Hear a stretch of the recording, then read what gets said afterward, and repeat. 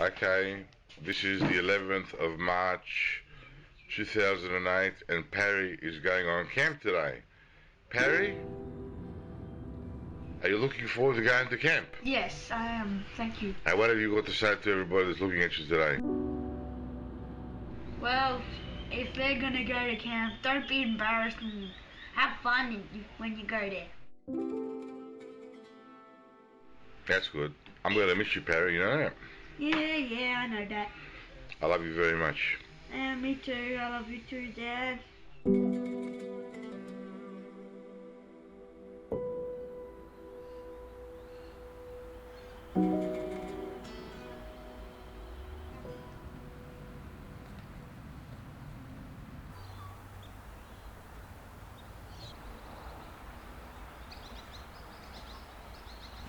My dad, Spiro, he was a very interesting character. Growing up, he wasn't like sort of other parent. How would you say? He was out there. He was quite different. He was eccentric. He had a really large personality.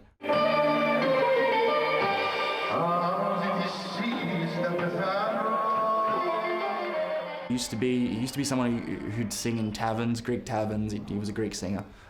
I have a lot of fond memories of him, but of course, as well, he sort of had his own issues as well.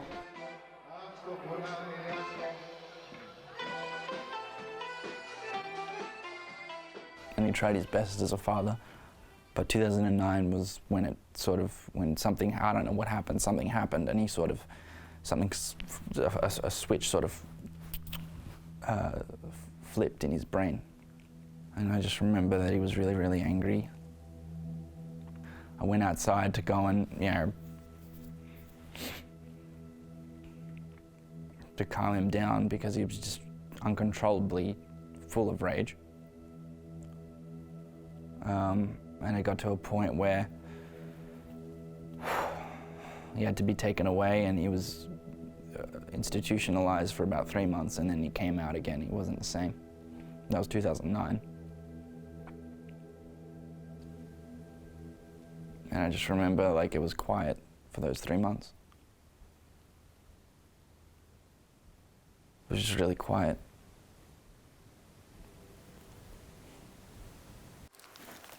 What's your favourite photo of you and your dad?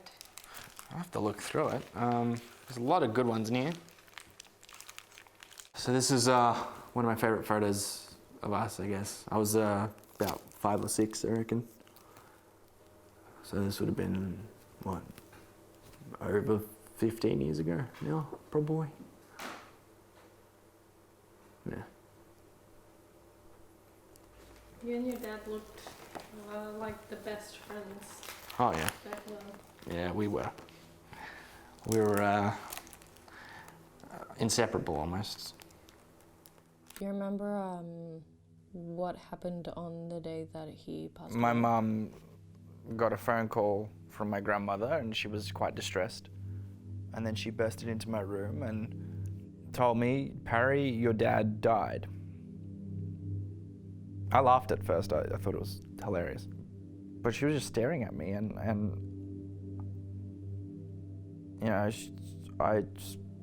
the laughter just sort of just drained out, and then it just turned into a look of shock, and I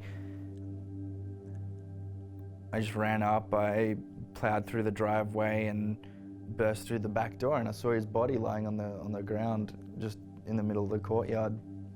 His shirt was partially ripped.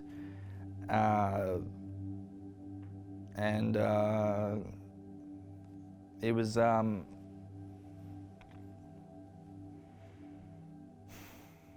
yeah.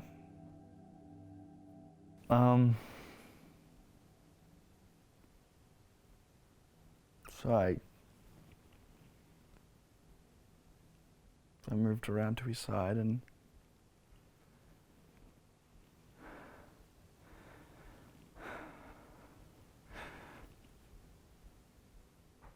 I got down, and there was a tear that ran down his face, and there was blood.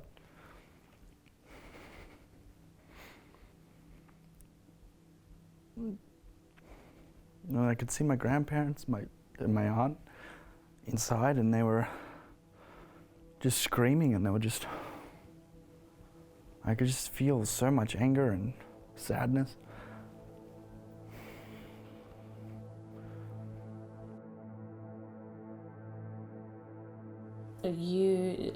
Before your dad died, did you call him quite often as well?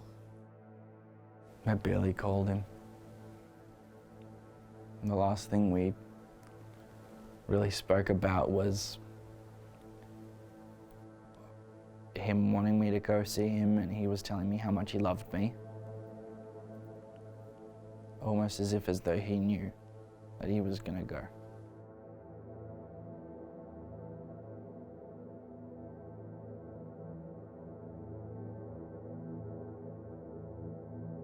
It was at that point I sort of realized, well, shit, I fucked up. Why do you say that? Because he called me the night before and he really wanted to see me, and I didn't go. And I've spoken to my therapist. And I said to her that I didn't give Dad the time. And I felt guilty about that.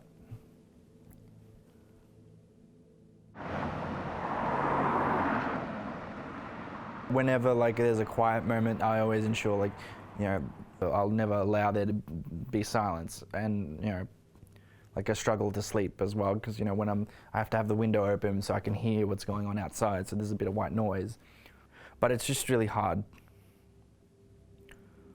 to tap into all the feelings that are associated with this. But I cope by doing the things that I do. I go to the gym. I use that as a sort of outlet for how I feel a lot of the time. And me too. I love you too, Dad. And you're going to behave on camp, aren't you? What do you think? I don't know. You tell me. I am. Okay then. Have a nice trip. Well, and when I'm going to be 10 when I leave, and when I'm coming back, I'm going to be 11. Ah, very good. So that's end of my conclusion. And no comment. Okay, bye-bye. If your dad had survived, what do you think that you would have said to him? Given the person that I've become now, and how different I am now than as to what I was then, I'm certain that we would have fixed our relationship. I feel like he would be proud of me.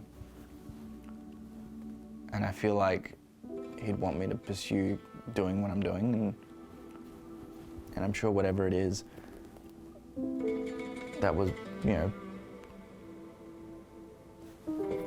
happening between us, I'm sure that it'd just be water under the bridge.